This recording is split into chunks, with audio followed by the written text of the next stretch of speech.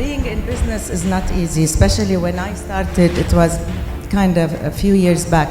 Things have changed along the time.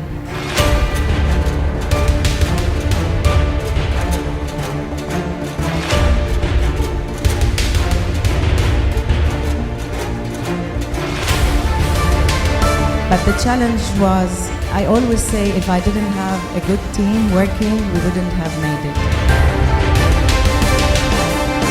But this was our vision, and I was pleased that our vision is what the United Nations took.